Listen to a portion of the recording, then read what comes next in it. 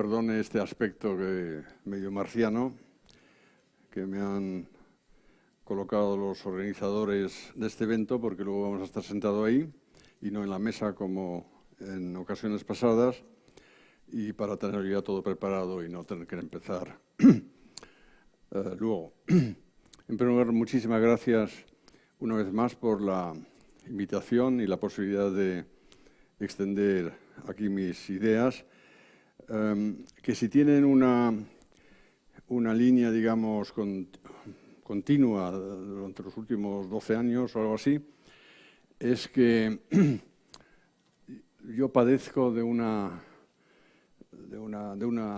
enfermedad, se puede decir entre comillas, ¿no? Y es que no soy políticamente correcto, sino yo llamo las cosas por su nombre, y en una situación como la actual, en la que hay mucha confusión en Europa y también en España, pues si se analizan, digamos, las diferentes fuentes de esta confusión desde el punto de vista de un economista, y yo soy economista, pues no sirve mucho, digamos, hablar de formas así con generalidades y con mucho bla, bla, bla, bla, ¿no? Como, si quiere saber lo que me refiero, simplemente coja esta noche cualquier cadena de televisión y ponga una tertulia, ¿no? Ahí, eso es lo que no hago yo, ¿no? Eso de bla, bla y sin saber, sino yo trato de decirles algo fundado. Cuando hablamos de confusión, yo he elegido tres frentes, hay más, por supuesto, pero digamos desde el punto de vista así del debate político-económico, tres me parecen muy importantes. Algunos de ellos llenan los titulares de los medios de información y otros no tanto, pero también son igualmente importantes. Una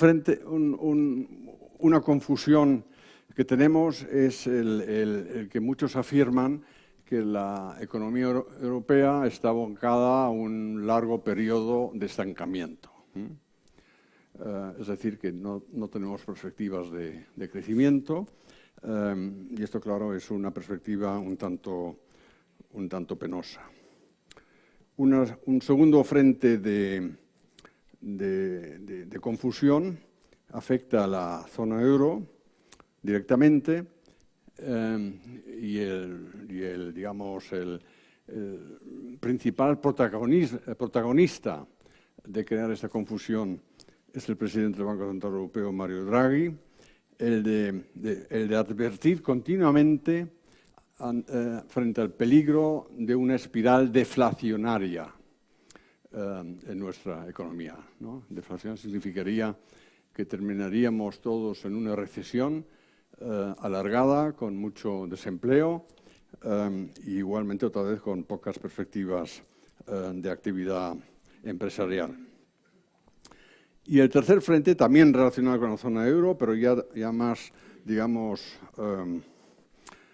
enfocando situaciones de los diferentes países miembros de la zona euro, es el tema de la consolidación fiscal. Y aquí tenemos la idea que algunos barajan de que esto tiene que terminar. Su propio ministro de Asuntos Exteriores en funciones hace unos días hablaba de que es la hora de la flexibilidad fiscal. No sé de dónde saca este señor la sabiduría, pero desde luego es un despropósito total. Pero eso llega bien, ¿no? Eso de decir, bueno, vamos a abrir un poquito el grifo del gasto público y bajar impuestos, ¿no? Eso, aquí no le gusta eso, ¿no? Eso suena bien.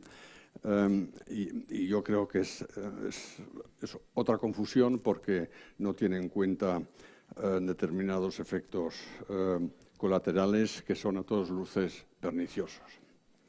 Y sobre esto voy a hablar, y voy a, digamos, la conclusión que voy a sacar es que las afirmaciones que se hacen son infundadas, y las políticas económicas que se basarían en estas afirmaciones serían a todas luces contraproducentes.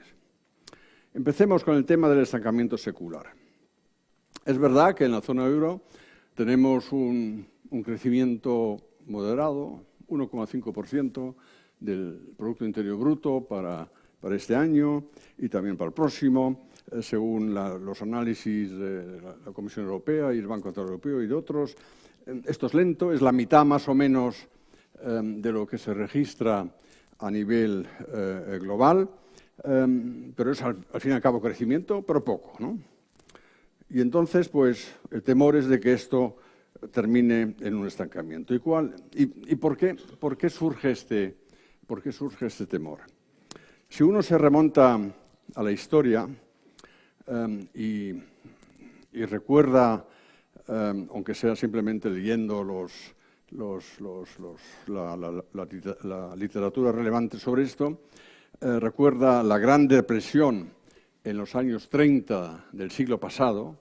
La Gran Depresión de 1929 al 32 es la única Gran Depresión que realmente hemos tenido a nivel global, porque la que tuvimos en el 2007 también era grande, pero nada comparado con lo de entonces. Pues cuando hay una situación de estas, entonces siempre cunde el pesimismo, porque prácticamente todo el sistema productivo se ha caído. Hay que reestructurar, hay que encontrar nuevas sendas para la inversión, no hay realmente perspectivas de nada.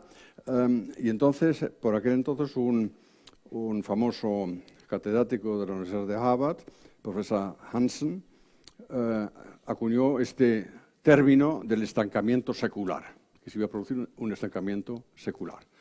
Fue posiblemente una de las previsiones más erróneas que jamás han hecho, porque no se ha producido ningún estancamiento secular, todo lo contrario. Después de la Segunda Guerra Mundial hemos tenido en Europa y en Estados Unidos un verdadero milagro, un despegue por todos los lados. Y lo mismo se repite ahora, ¿no? Ahora son, claro, ya no es Hansen porque ya ha fallecido, pero son otros como Krugman, como Summers, como Robert Gordon, que han resucitado y popularizado este término, y el argumento se basa en decir, para no extenderme demasiado en esto, pero lo importante es decir que no hay suficientes posibilidades de inversión privada en capital productivo en una sociedad que envejece y en una población activa que disminuye. Y eso lo tenemos el cambio demográfico, como todo el mundo sabe, y en un contexto así, pues no hay suficientes alicientes para procesos de innovación, y si no hay alicientes para innovar, pues tampoco hay buenas fuentes para mejorar la productividad. Se generan desequilibrios importantes en la balanza por cuenta corriente. Aquí Alemania está en el foco de la discusión, porque tenemos un abultado superávit exterior en orden del 7,8% del PIB, etc. Y la conclusión que se saca de este diagnóstico son recetas keynesianas, que hay que hacer más gasto público en infraestructuras, energía, medio ambiente, en fin, toda esta lista de cosas que siempre se dicen. Y si hay que financiarlo con deuda, pues hay que financiarlo con deuda.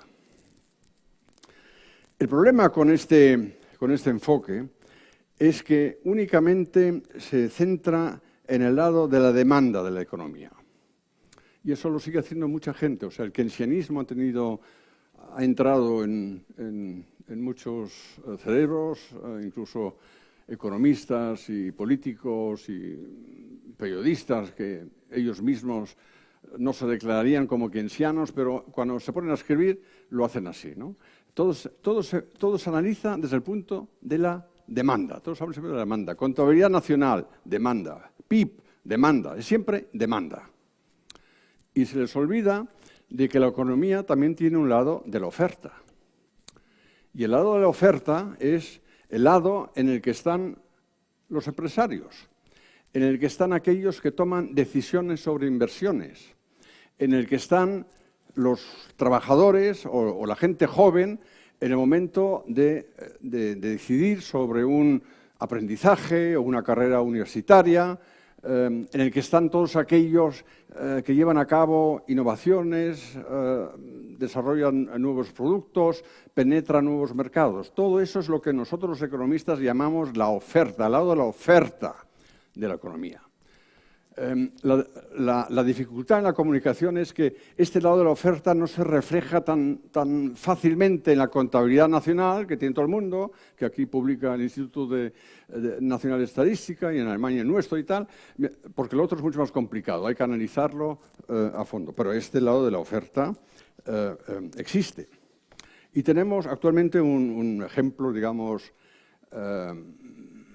que yo creo casi demoledor de esta tesis del estancamiento secular, que es la revolución digital.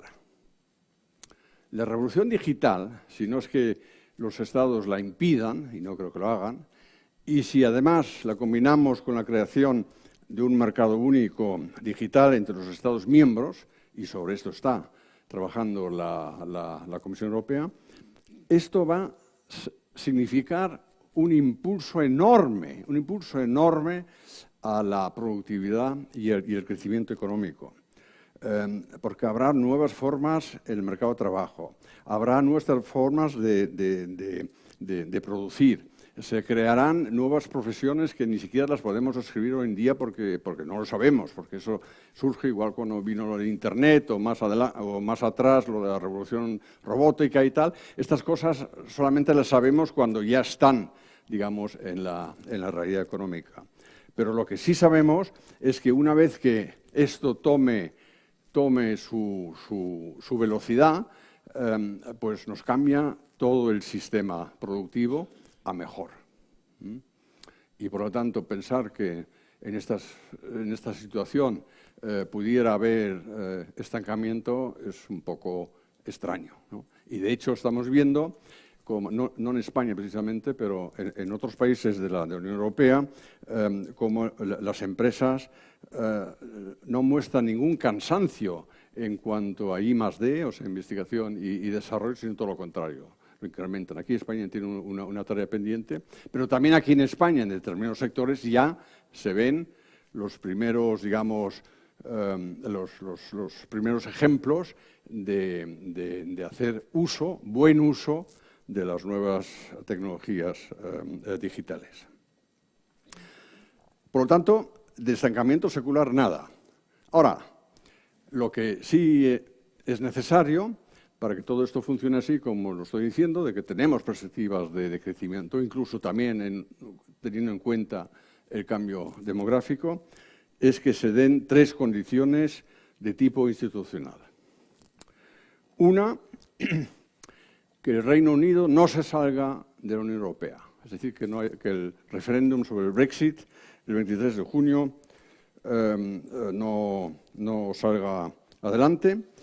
¿Por qué digo esto? Porque sabemos que las vinculaciones económicas entre el Reino Unido y el resto de la Unión Europea, tanto en comercio exterior como en servicios financieros, como en inversiones directas, también en turismo, piensen ustedes, la cantidad de británicos que ya no vendrían como turistas a España si el Reino Unido se sale de la Unión Europea, la libra esterlina se devalúa y, claro, sale muy costoso incluso para ir a Mallorca y emborracharse, ¿no? Hasta eso sale costoso y entonces se quedarían fuera, ¿no?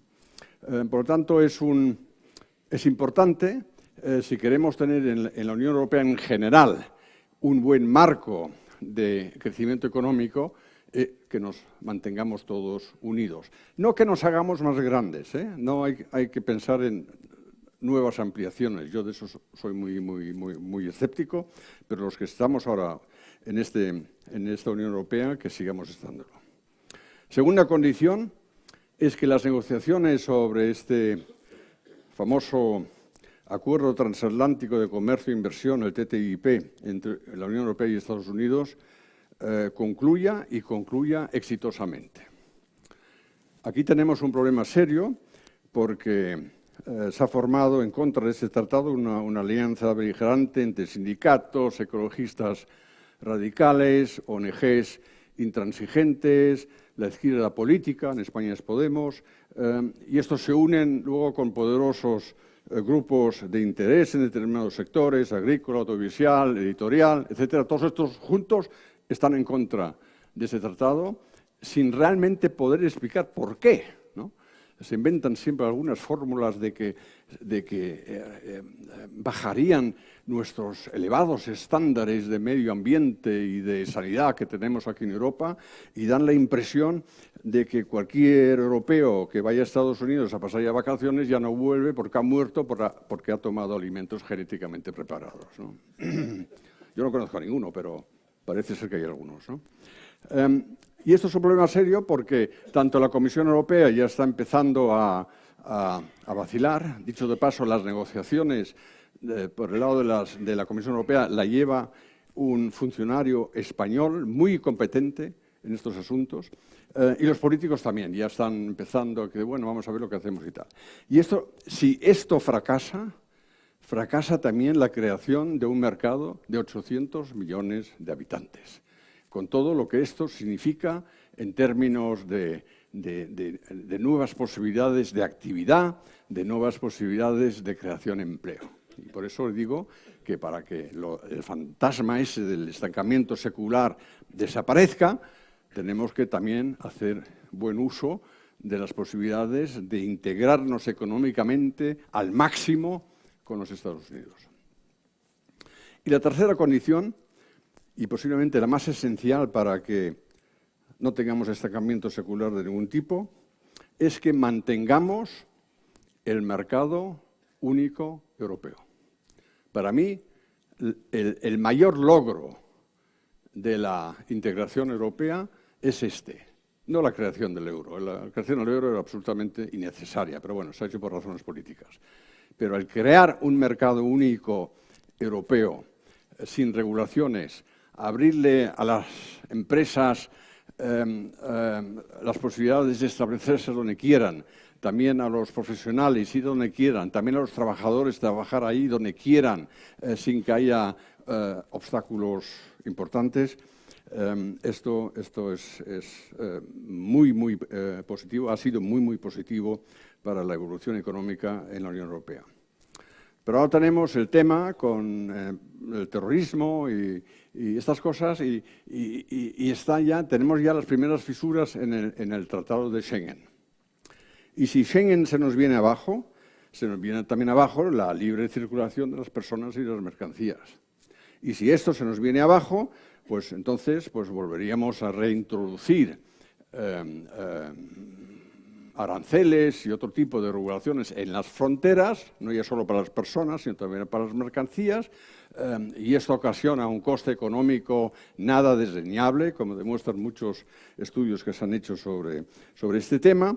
Y si tenemos costes más altos, pues tenemos menos rentabilidad para nuevos productos, y con menos rentabilidad para nuevos productos tenemos menos inversión, y con menos inversión tenemos menos actividad, y con menos actividad tenemos menos empleo. Así de fácil, es de manual, ¿no? Y por lo tanto, el conservar Schengen y con ello el mercado único europeo es una condición sine qua non para que el fantasma este del estancamiento secular desaparezca. Segunda confusión. La segunda confusión, como dije, está relacionada con el tema de que desde años tenemos en la zona euro una tasa de inflación muy baja. Desde 1910, cuando estalló la primera crisis de deuda soberana en Grecia, como ustedes recordarán, hasta 2015, la tasa media de inflación era del 1,7%. Y en los últimos 3 años ya solo fue incluso del 0,5%. Y eso está muy por debajo del objetivo de inflación del Banco Central Europeo, que está definido, que el Banco Central Europeo dice tenemos estabilidad si la tasa de inflación está por debajo de, pero cerca al 2%. Así se definió y eso está considerado como el referente para la entidad monetaria. Y eso que tengamos la tasa de inflación tan baja pone nervioso al señor Draghi y a sus compañeros en el Banco Central Europeo. A mí no me deja de sorprender porque yo durante mi larga carrera universitaria, explicando temas de inflación y tal, yo lo normal, lo que aprendían mis estudiantes es que poca inflación es mejor que mucha inflación.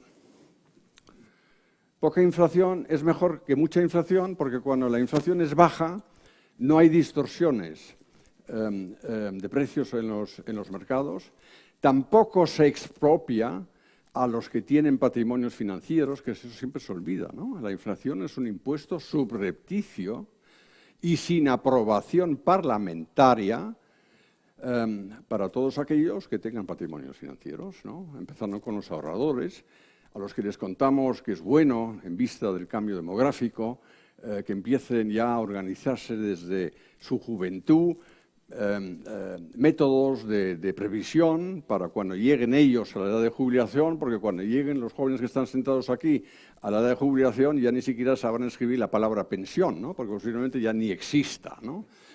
Simplemente porque no hay suficientes cotizantes para pagar lo que habría que pagar para que tuvieran ustedes una pensión digna. Y entonces es importante que hayan previsto esto y ahora, porque me han oído hoy aquí, y que formen sus ahorros particulares. Pero, ¿cómo van a querer formar ahorros particulares si tienen, digamos, una inflación, si quieren inflación alta, porque eso lo que hace es reducir los ahorros? Por lo tanto, una inflación baja como tal no es un problema. Pero lo que está considerado como un problema por parte del Banco Central Europeo es que esto pueda desencadenar en una deflación. También como lo tuvimos por última vez y por solo una vez de 1929 a 1932. Nunca más hemos tenido una deflación en los países avanzados.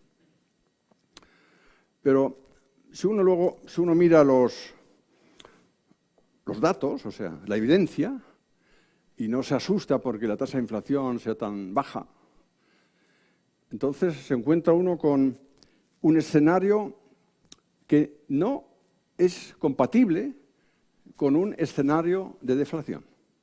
¿Me explico? En un escenario de deflación, el consumo se contraería, el consumo de los hogares. Pero de hecho estamos observando que el consumo privado es el mayor soporte de la recuperación económica en la zona euro que estamos viviendo. O sea, todo lo contrario de lo que sería normal en una deflación, porque en una deflación el consumidor no gastaría porque piensa que mañana vuelven a bajar los precios, entonces el coche no me lo compro hoy, me lo compro mañana porque será más barato, y cuando llega mañana digo, no, hoy tampoco, sino al siguiente, y así continuamente. Eso es lo que es deflación. Pero eso no está ocurriendo. Como tampoco ocurre que la inversión empresarial decaiga. Está aumentando. No en todos los países con el ritmo que nos gustaría, pero está aumentando, no está decayendo. En un escenario de deflación, caería. El paro laboral no sube, como tendría que hacerlo en un escenario de deflación, sino baja. Y además se crean nuevos empleos, más de los que desaparecen normalmente en un contexto de cambios estructurales. Es decir, que todo lo que tenemos no casa con lo que es deflación. Y es la inversión interna, la demanda interna, no la exterior, no la exportación, la que sustenta la recuperación. Y solo tienen que preguntarse ustedes, o yo les podría preguntar, a ver si aquí hay alguien sentado que haya aplazado algún proyecto de compra de bien duradero, yo que sé, un coche, un frigorífico, un televisor, una cosa de ese tipo, porque apuesta o especula con un abaratamiento de estos productos en el futuro. Seguro que aquí no hay ninguno. Si hay uno, que levante la mano para que le vea y para que luego le pueda ilustrar de que está equivocado y que realice sus programas de gasto hoy y no espere a que sean más baratos mañana. Es decir, no tenemos deflación y al no tener deflación no eran necesarias las medidas estas de políticas monetarias más ultra expansivas de los que ya teníamos, como han sido tomadas por el Banco Central Europeo en marzo. Y no eran necesarias y no son necesarias porque hay un problema adicional con estas políticas, de que no tienen visos de eficacia alguna. El señor Draghi se resiste a reconocer, aunque no, realmente no se resiste a reconocer. Lo que pasa es que para entender lo que dice el Banco Central Europeo hay que leer lo que escriben en sus informes mensuales o escuchar atentamente lo que dice el presidente en su rueda de prensa, porque primero habla siempre en la rueda de prensa del riesgo de deflación y por eso tiene que tomar estas medidas ultra expansivas para elevar la inflación y acercarla al objetivo del 2% que mencioné antes. Y luego al final, esa es la letra pequeña, porque ya todo el mundo está aburrido y ya no escucha, dice, pero bueno, es muy importante que los países de la zona euro sigan acometiendo las reformas estructurales pendientes. Es decir, que también en el Banco Central Europeo hay constancia de que Europa tiene problemas estructurales fundamentales. Y cuando una economía, ya sea nacional o ya sea europea, tiene problemas estructurales, que son problemas de oferta, el lado de la oferta de la economía, políticas monetarias no sirven para subsanar eso. El referente para Europa es Japón. En Japón lleva ya 20 años con políticas de este tipo, también ahora otra vez, con políticas monetarias muy expansivas, y no consigue ni elevar la inflación y tampoco acelerar el crecimiento económico. ¿Por qué? Porque no ha resuelto sus problemas estructurales que se centran ahí, sobre todo en el sector financiero. Y la referencia no es Estados Unidos, como dicen siempre muchos, y como he oído también estos días, que se me dice, bueno, pero es que en Estados Unidos ha funcionado. Y les digo, bueno, en primer lugar, Estados Unidos no es un referente para Europa porque Estados Unidos tiene una economía flexible. Y entonces ahí los mercados reaccionan, y los inversores, y todo el mundo ahí reacciona cuando hay estímulos monetarios, porque hay poco obstáculo, digamos, regulatorio por parte del Estado. Y en segundo lugar, los Estados Unidos, la Reserva Federal, en este caso, ha comenzado con esta política monetaria ultra expansiva cuando la economía estadounidense estaba sumida en una recesión. Es decir, en 1909 por ahí, 1908, 1909, después de la gran crisis financiera. Mientras que en Europa hemos empezado con esta política hace 2 años, cuando ya estábamos en una zona de crecimiento. O sea que ya no se trataba de combatir una recesión, porque ya la habíamos dejado atrás, sino ya estamos en zona de crecimiento. Y por lo tanto, el referente no es Estados Unidos, sino es Japón, y Japón nos enseña que este tipo de políticas no sirve absolutamente para nada. Pero sí, y eso es lo grave, tiene programados daños colaterales importantes, como siempre es el caso cuando los tipos de interés son tan bajos y cuando hay tanta liquidez en el sistema como lo que tenemos, tenemos, digamos, producimos incentivos perversos para los gobiernos a ajustar sus presupuestos. ¿Por qué va a adoptar un gobierno políticas impopulares si se puede endeudar a un tipo de interés muy bajo, incluso negativo, según los vencimientos? Pues bueno, entonces lo deja, ¿no? Y se sigue endeudando.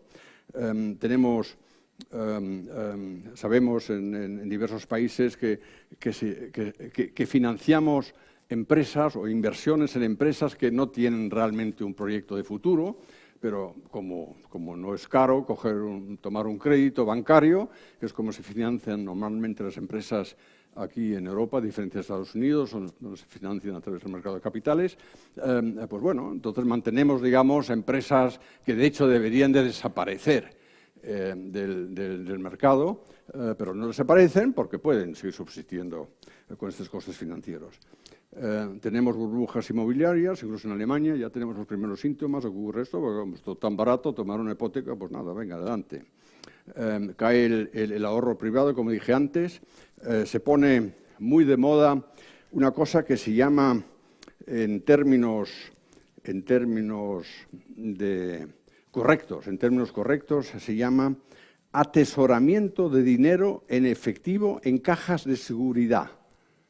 ¿Sabe lo que es eso? Es guardar el dinero bajo el ladrillo, bajo el colchón. En vista de que no hay rentabilidad de nada, ¿por qué lo voy a llevar al banco, no? Y encima se entera la agencia tributaria, ¿no? Pues no, pues lo guardo bajo el colchón y ahí lo tengo, ¿no? Y de eso ya está estadísticamente documentado. Tenemos un deterioro de la rentabilidad del negocio bancario y asegurador. También una merma patrimonial en fundaciones. Por lo mismo, siempre lo mismo. Es decir, toda una serie. Tenemos guerra de divisas. Si el próximo presidente de Estados Unidos se llamara Trump, entonces estoy seguro que una de las cosas que vamos a ver es precisamente esto, que va a volver la antigua idea de un ministro del Tesoro que tuvo en Estados Unidos, Connelly se llamaba, que hubo problemas con el dólar y entonces sobre todo el marco alemán.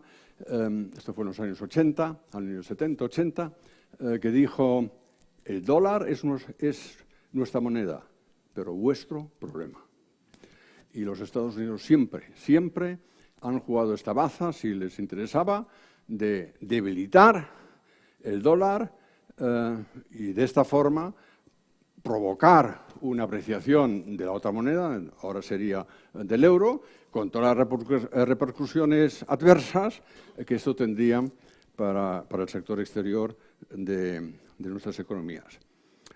Luego tenemos también una subida de las comisiones de los bancos, ¿no? Ya empiezan a trasladar, no sé si aquí en España, pero en Alemania ya algunos empiezan a trasladar los tipos de interés negativos a sus clientes, ¿no? O sea que hoy en día para depositar dinero en un banco encima tiene que pagar algo para que esté ahí. Luego tenemos, que es otro aspecto que se discute poco, y sobre todo yo me sorprendo que los sindicatos no sean en este sentido mucho más activos, ¿no? Porque estamos influenciando también la distribución de patrimonio. Porque ¿quién se beneficia de esta política del Banco Central Europeo? Pues todos aquellos que tengan patrimonio, acciones, cosas de estas, porque la bolsa sube, ¿no? Mientras que la clase trabajadora normalmente esto no lo tiene. Y sobre esto también tenemos estudios interesantes que demuestran que cambiamos la distribución de la riqueza a favor de las clases más acomodadas. Y así podría seguir continuamente, pero hay una idea nueva. Este Draghi es muy creativo, que es la del helicóptero del dinero. Esto sí que es una cosa fantástica. Porque aquí de lo que se trata, ya que dicen algunos de que, bueno, en vista de que los hogares no gastan lo suficiente, pues había que fumigar toda la sociedad europea con dinero. Esa es la idea del helicóptero, ¿no? Está volando aquí arriba y cae dinero, y usted está paseando aquí con una bolsa y venga, que para adentro, ¿no? Draghi lo ha considerado como un concepto muy interesante, dijo en unas declaraciones en marzo. Y según un banco sueco, Nordea Bank, han calculado que podían darse 1.300 euros, si se utiliza todo el capital del Banco Central Europeo, 1.300 euros a cada ciudadano de la zona europea. Desde el bebé que acaba de nacer hasta el más viejo que todavía no ha muerto, que va a morir en 5 minutos cuando le hayan dado los 1.300 euros. Y esto, claro, esto con los bolsillos llenos, pues ya me dirá usted, ¿no? Entonces, gastaríamos más.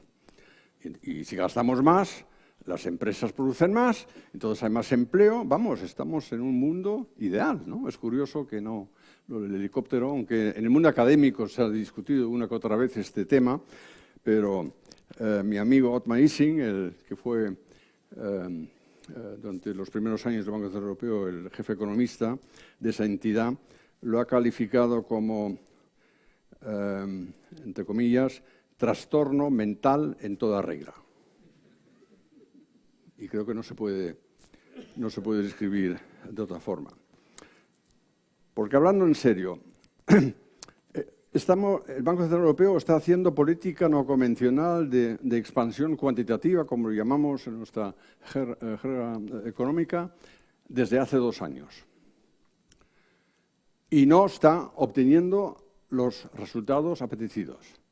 No consigue elevar la inflación, como quiere, y no consigue acelerar el crecimiento económico, como también pretende.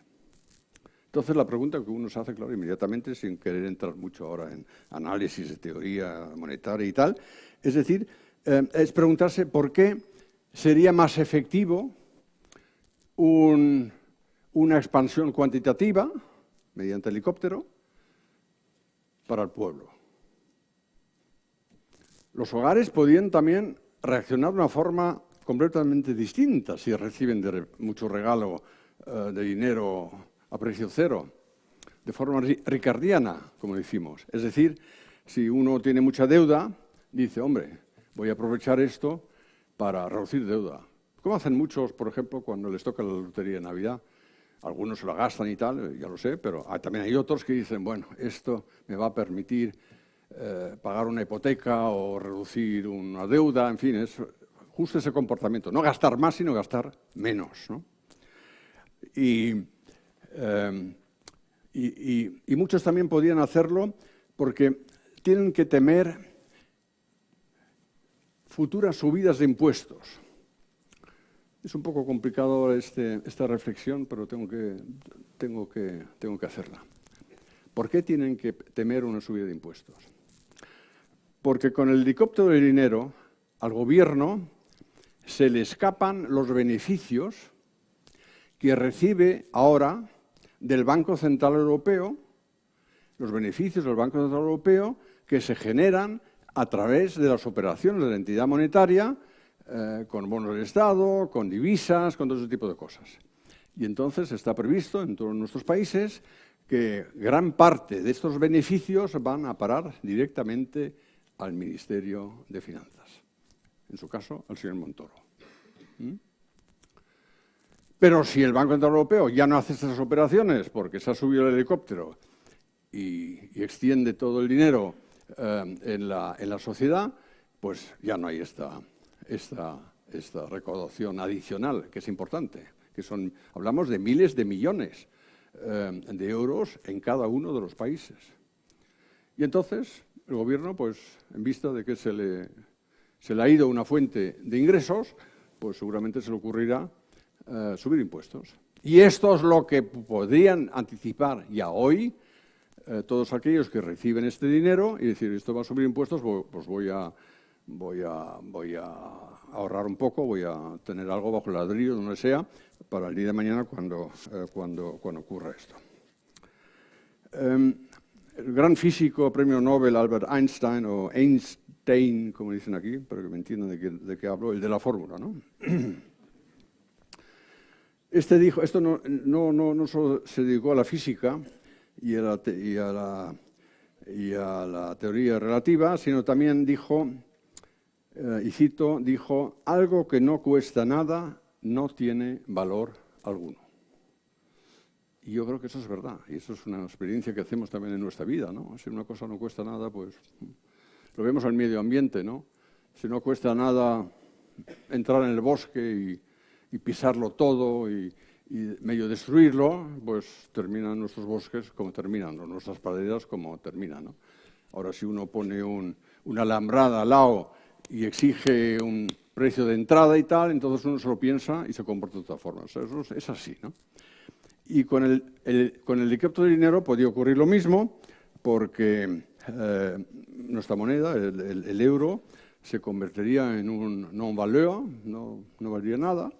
El orden monetario que había puesto patas arriba y el Banco Central Europeo habría perdido el control sobre la creación de dinero, pero lo que es peor, si empezáramos a hacer esto, los políticos estarían contentísimos, porque dicen, por fin tenemos un método para alegrar a la gente.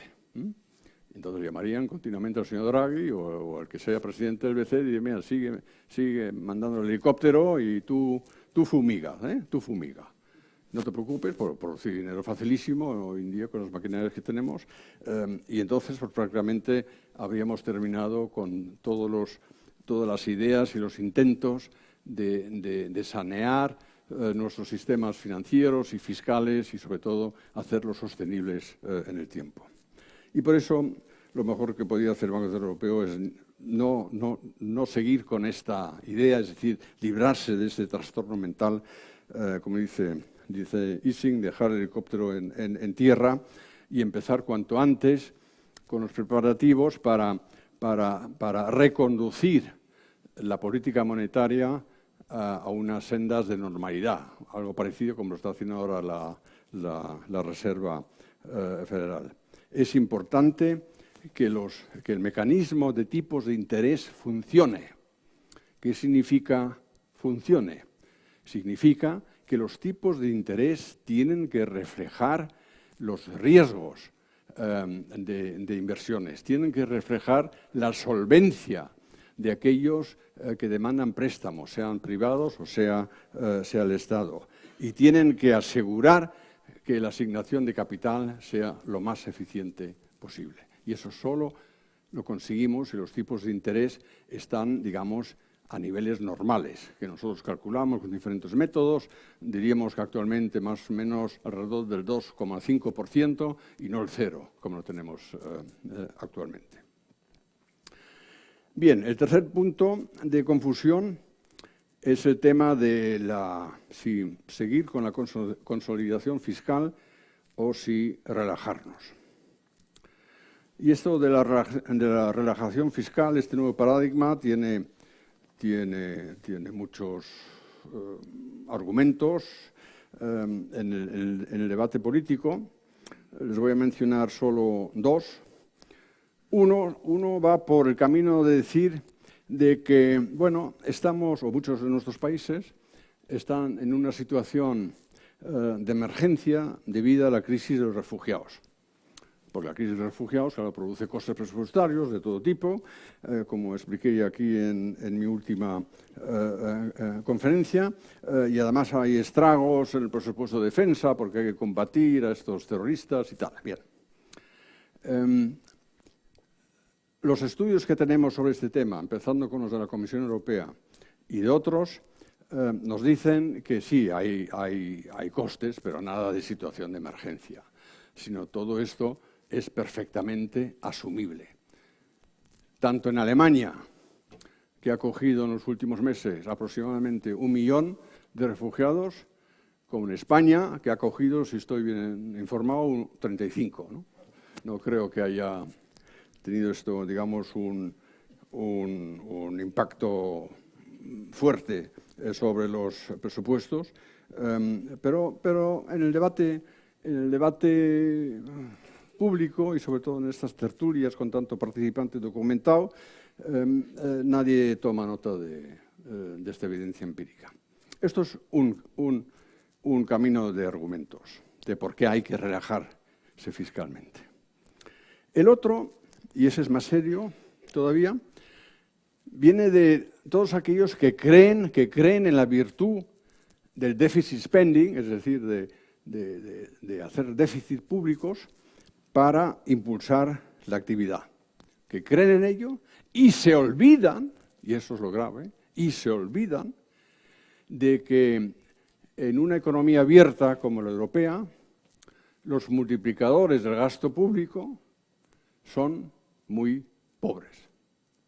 La idea del multiplicador del gasto público viene de Keynes, de una economía cerrada, ahí sí, pero en una economía abierta, si a usted le bajan unos impuestos o le dan una subvención, el Estado no les puede obligar a comprar un producto de producción nacional. Si le gusta más el coche alemán, pues compra un coche alemán.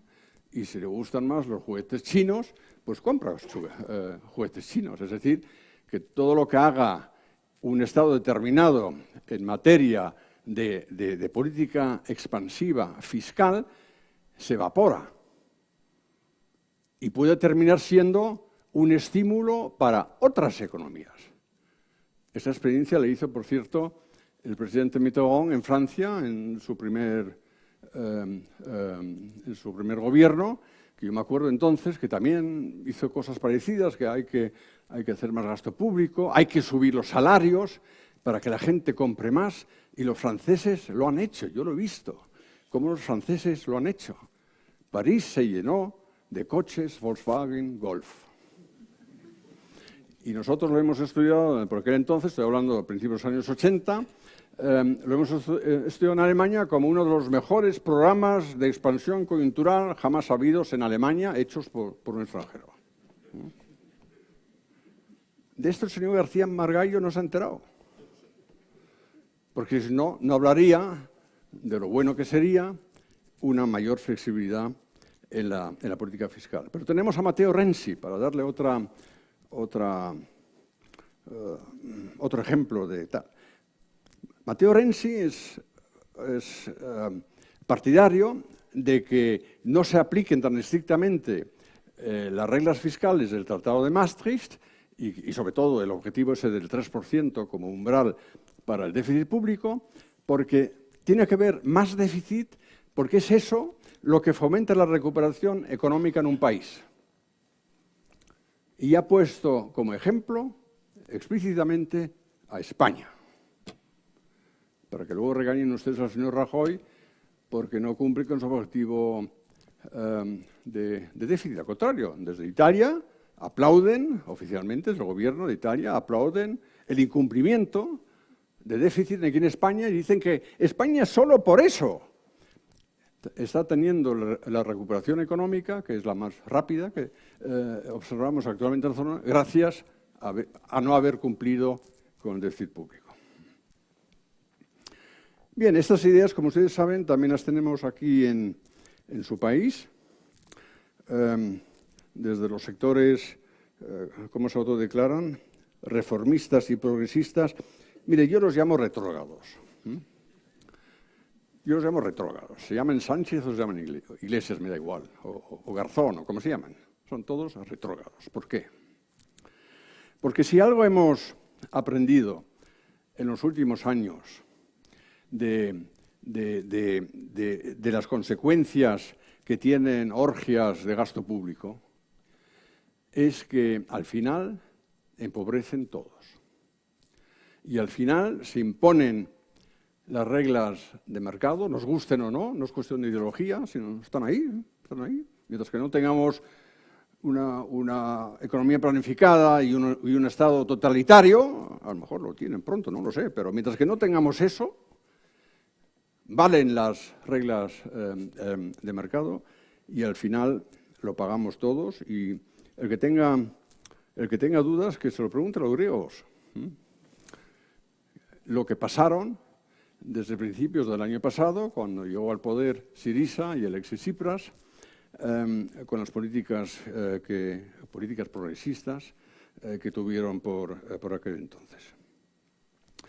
Pero dicho esto, el gobierno español en funciones ha solicitado una prórroga para cumplir con el objetivo de déficit. La Comisión Europea ayer lo ha concedido, pero la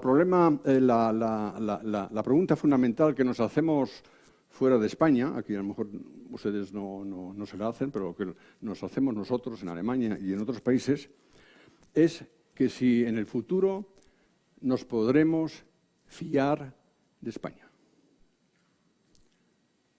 ¿Es España creíble? ¿Puede uno pensar que el próximo gobierno, sea del color que sea, va a cumplir? No ya solo con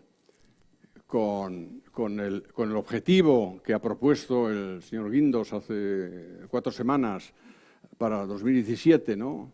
Un 2,9%, algo así, del PIB, sino la exigencia que ha puesto ayer sobre la mesa la Comisión Europea, que el año que viene el ajuste fiscal hay que llevarlo por lo menos hasta el 2,5%. ¿Es esto creíble?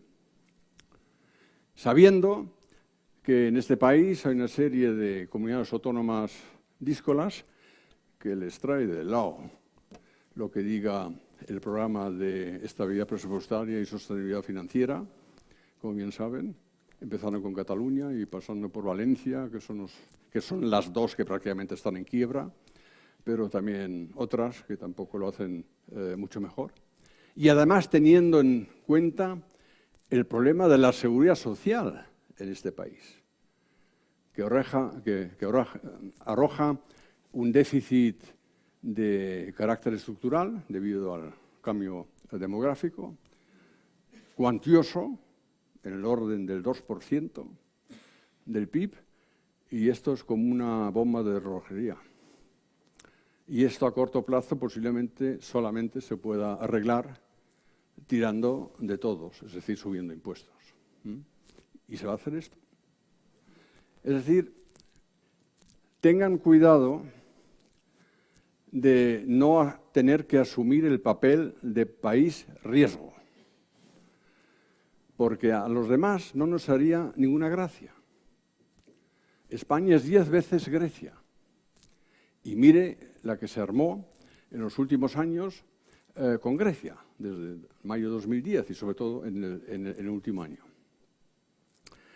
Y todas estas irritaciones que tenemos y esta confusión que hay en este campo, pues expone a la zona euro a un serio peligro de implosión.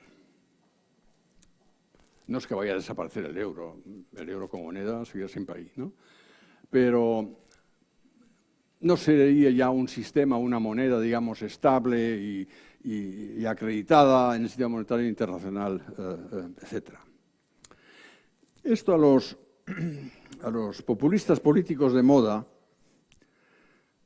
ya sean de la extrema derecha, que es xenófoba e intolerante, como en Francia, digamos, una Marine Le Pen del Frente Nacional, o en Alemania una Frauke Petry de la AfD. Me sorprende mucho la poca atención que se presta aquí a lo que se está avecinando en Alemania,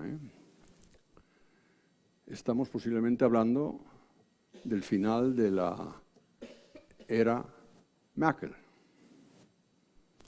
porque este grupo de derechas, que ahora ha entrado en diferentes parlamentos regionales, en nuestras elecciones autonómicas, con resultados de 2 dígitos, y sobre todo en una de ellas, en el este de Alemania, convirtiéndose en el segundo partido más importante en el Parlamento, y con perspectivas en las próximas elecciones federales en 2017 de entrar también con 2 dígitos. Esto en combinación con la señora Marine Le Pen y con lo que pueda pasar ahora el domingo en Austria, si gana el candidato de la extrema derecha austríaca, más los de la derecha en Holanda y en Finlandia. Vamos, aquí se está armando una que en comparación a lo que tienen ustedes aquí con este Pablito, pues es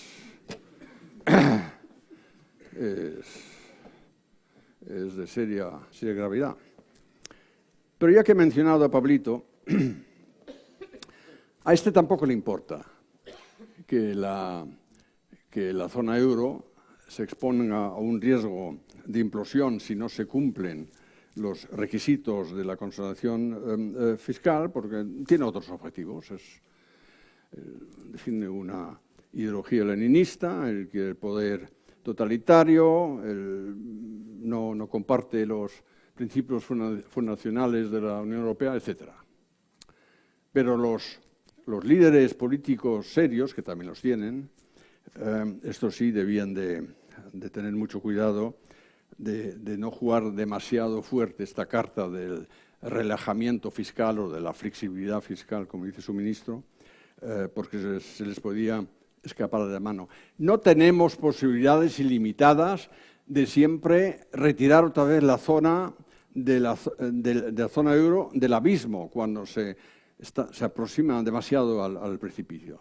Lo hemos conseguido 2 o 3 veces en los últimos años, casi siempre en el contexto del tema de Grecia, pero esto no se puede repetir interminantemente, ¿no?